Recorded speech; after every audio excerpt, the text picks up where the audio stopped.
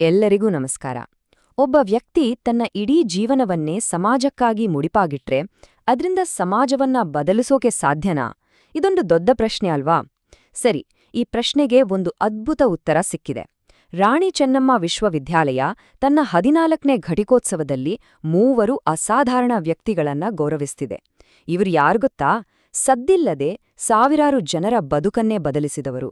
ಇವತ್ತು ಅವರ ಸ್ಫೂರ್ತಿದಾಯಕ ಕಥೆಯನ್ನ ಒಟ್ಟಿಗೆ ನೋಡೋಣ. ಹಾಗಾದ್ರೆ ಇವತ್ತು ನಾವು ಏನೆಲ್ಲ ತಿಳ್ಕೊಳ್ತೀವಿ? ಮೊದಲು ಈ ಗೌರವ ಡಾಕ್ಟರೇಟ್ ಅಂದ್ರೆ ಏನು, ಅದರ ವಿಶೇಷತೆ ಏನು ಅಂತ ನೋಡೋಣ.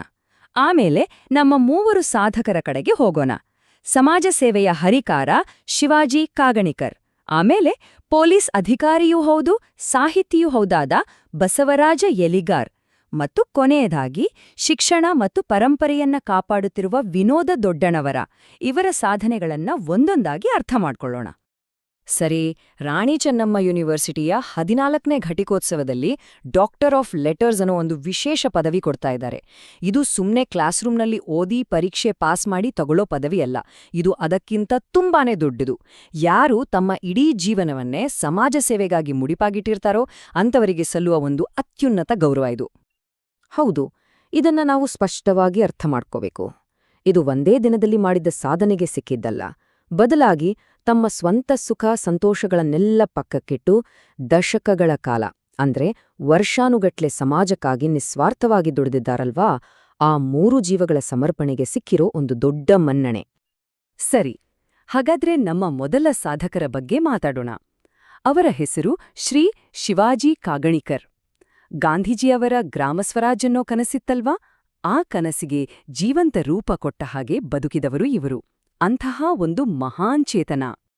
ನೋಡಿ, ಉತ್ತರ ಕರ್ನಾಟಕ ಮತ್ತು ದಕ್ಷಿಣ ಮಹಾರಾಷ್ಟ್ರದ ಹಳ್ಳಿಗಳಿಗೆ ಹೋದ್ರೆ ಅಲ್ಲಿನ ಜನ ಇವರನ್ನ ಪ್ರೀತಿಯಿಂದ ಬಡವರ ಭಾಗ್ಯವಿಧಾತ ಅಂತಾನೇ ಕರೆಯೋದು. ಇದು ಯಾರೋ ಕೊಟ್ಟ ಬಿರುದು ಅಲ್ಲ. ಅವರ ನಿಸ್ವಾರ್ಥ ಸೇವೆಯಿಂದ ಯಾರ ಬದುಕುಗಳು ಚೆನ್ನಾಗಾಯ್ತೋ ಆ ಸಾವಿರಾರು ಜನರೇ ಮನಸಾರೆ ಕೊಟ್ಟಿರೋ ಕೃತಜ್ಞತೆಯ ಕಾಣಿಕೆ. ಹಾಗಾದ್ರೆ ಶ್ರೀ ಕಾಗಣಿಕರವರ ಯಶಸ್ಸಿನ ಹಿಂದಿರೋ ಸೀಕ್ರೆಟ್ ಏನು? ಅವರ ವಿಷನ್. ಅವರು ಒಂದೇ ಒಂದು ವಿಷಯಕ್ಕೆ ಸೀಮಿತ ಆಗ್ಲಿಲ್ಲ. ಬರೀ ಕೃಷಿ ಅಥವಾ ಬರೀ ಶಿಕ್ಷಣ ಅಂತ ನಿಲ್ಲಿಲ್ಲ. ಅವರ ಗೊತ್ತಿತ್ತು, ಗ್ರಾಮೀಣಾಭಿವೃದ್ಧಿ, ಹೆಣ್ಣು ಮಕ್ಕಳ ಸಬಲೀಕರಣ, ಶಿಕ್ಷಣ ಇವೆಲ್ಲ ಒಂದಕ್ಕೊಂದು ಕನೆಕ್ಟ್ ಆಗಿದೆ ಅಂತ. ಅದಕ್ಕೆ ಎಲ್ಲಾ ಕ್ಷೇತ್ರಗಳಲ್ಲೂ ಒಟ್ಟಿಗೆ ಬದಲಾವಣೆ ತರಬೇಕು ಅಂತ ಕೆಲಸ ಮಾಡಿದ್ರು. ಖಂಡಿತ ಸಾಣೆ ಗುರೂಜಿ, ವಿನೋಬಾ ಭಾವೆ ಇಂಥ ದೊಡ್ಡ ದೊಡ್ಡ ವ್ಯಕ್ತಿಗಳ ವಿಚಾರಧಾರೆಗಳು ಇವರಿಗೆ ಸ್ಫೂರ್ತಿ ಕೊಟ್ಟು. ಆದರೆ ಇವರು ಸುಮ್ನೆ ಭಾಷಣ ಮಾಡ್ಕೊಂಡ್ ಕೂರ್ಲಿಲ್ಲ. ಗಾಂಧೀಜಿಯವರ ಗ್ರಾಮ ಸ್ವರಾಜ್ಯ ಅನ್ನೋ ತತ್ವವನ್ನ ಬರೀ ಪುಸ್ತಕದಲ್ಲಿಡದೆ ಅದನ್ನ ನೆಲದ ಮೇಲೆ ಕಾರ್ಯರೂಪಕ್ಕೆ ತಂದ್ರು. ಪ್ರತಿ ಹಳ್ಳಿನೂ ತನ್ನ ಕಾಲ್ಮೇಲೆ ತಾನು ನಿಂತ್ಕೋಬೇಕು ಅಂತ ಹಗಲು ರಾತ್ರಿ ಅನ್ನದೇ ದುಡಿದ್ರು. 1 ನಿಮಿಷ, ಈ ನಂಬರ್ಸ್ ನೋಡಿ.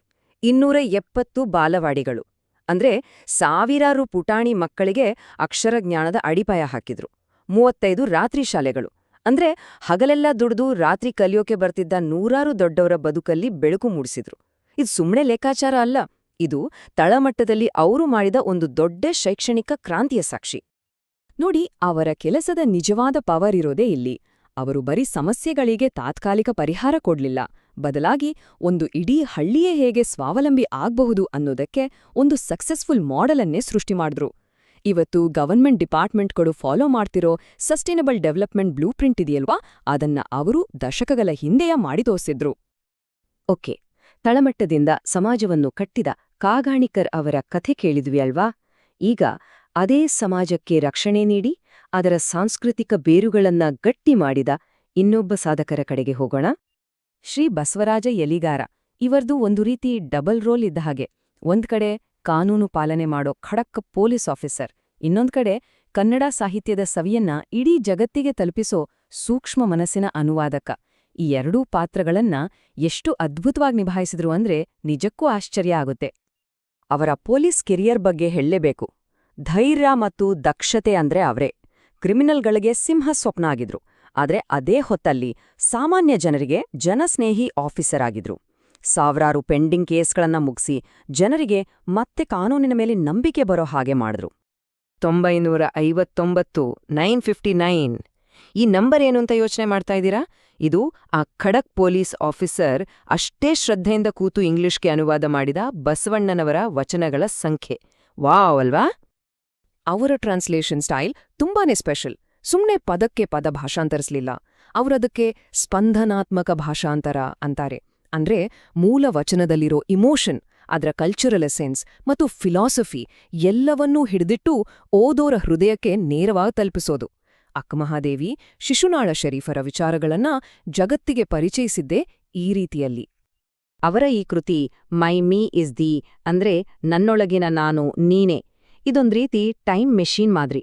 12ನೇ ಶತಮಾನದ ಬಸವಣ್ಣನವರ ಅದ್ಭುತ ವಿಚಾರಗಳನ್ನ ಇವತ್ತಿನ 21ನೇ ಶತಮಾನದ ಪ್ರಪಂಚಕ್ಕೆ ತಲುಪಿಸಿದ ಒಂದು ದೊಡ್ಡ ಸಾಂಸ್ಕೃತಿಕ ಸೇತುವೆ ಇದು. ಸರಿ, ಈಗ ನಮ್ಮ 3ನೇ ಸಾಧಕರ ಕಡೆಗೆ ಹೋಗೋಣ. ಇವರೊಬ್ಬ ವಿಷನರಿ ಲೀಡರ್. ಇವತ್ತು ಎಜುಕೇಷನ್ ಫೀಲ್ಡ್ನಲ್ಲಿ ಒಂದು ಕ್ರಾಂತಿ ಮಾಡ್ತಾ ಇದ್ದಾರೆ. ಅದೇ ಸಮಯದಲ್ಲಿ ನಮ್ಮ ಹಳೇ ಕಾಲದ ಜ್ಞಾನವನ್ನ ಮುಂದಿನ ಜನಾಂಗಕ್ಕಾಗಿ ಜೋಪಾನ ಮಾಡ್ತಾ ಇದ್ದಾರೆ. ಇವರೇ ಶ್ರೀ ವಿನೋದ ದೊಡ್ಡಣವರ. ಇವರ ಕೆಲಸದ ಸ್ಪೆಷಾಲಿಟಿ ಏನು ಅಂದ್ರೆ, ಒಂದ್ ಕಡೆ ಎಜುಕೇಷನ್ಗೆ ಮಾಡರ್ನ್ ಟಚ್ ಕೊಡ್ತಾ ಇದ್ದಾರೆ, ಇನ್ನೊಂದು ಕಡೆ ನಮ್ಮ ಹಳೆ ಪರಂಪರೆಯ ಬೇರುಗಳನ್ನ ಇನ್ನೂ ಗಟ್ಟಿ ಮಾಡ್ತಾ ಇದ್ದಾರೆ. ಭರತೇಶ್ ಎಜುಕೇಷನ್ ಟ್ರಸ್ಟ್ ಮೂಲಕ ಹೊಸ ಜನರೇಷನ್ಗೆ ದಾರಿ ತೋರಿಸ್ತಾ ನಮ್ಮ ಹಿರಿಯರು ಕೊಟ್ಟ ಜ್ಞಾನ ಹಾಳಾಗದಂತೆ ಕಾಪಾಡ್ತಾ ಇದ್ದಾರೆ. ಅವರ ಕೆಲಸದ ವಿಸ್ತಾರ ನೋಡಿದ್ರೆ ನಿಜಕ್ಕೂ ಆಶ್ಚರ್ಯ ಆಗುತ್ತೆ. ಒಂದು ಕಡೆ ಎಜುಕೇಷನ್ ಇನ್ಸ್ಟಿಟ್ಯೂಷನ್ಸ್ಗಳಿಗೆ ಹೊಸ ದಾರಿ ತೋರಿಸ್ತಾರೆ, ಇನ್ನೊಂದ್ ಕಡೆ ಹಳೇ ಕಾಲದ ಹಾಳಾಗ್ತಿದ್ದ ಕೈಬರಹದ ಪ್ರತಿಗಳಿಗೆ ಅಂದ್ರೆ ಹಸ್ತಪ್ರತಿಗಳಿಗೆ ಮರುಜೀವ ಕೊಡ್ತಾ ಇದ್ದಾರೆ. ಅವರ ಎಜುಕೇಷನಲ್ ಲೀಡರ್ಶಿಪ್ ಇದೆಯಲ್ಲ, ಅದೇ ಅವರ ಹೆರಿಟೇಜ್ ಕೆಲಸಕ್ಕೆ ದುಡ್ಡಿನ ಮತ್ತು ಬುದ್ಧಿಯ ಬಲವನ್ನ ಕೊಡ್ತಾ ಇದೆ. 100ಕ್ಕೂ ಹೆಚ್ಚು, 100+. ಇದೇನು ಹೊತ್ತಾ? ಇದು ಬರೀ ಒಂದು ನಂಬರ್ ಅಲ್ಲ.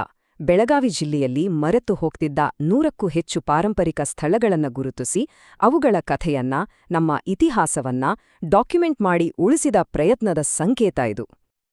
70,000+. ಅಪ್ಪಾ, ಇದನ್ನ ಊಹಿಸ್ಕೊಳ್ಳೋಕ್ಕೂ ಕಷ್ಟ.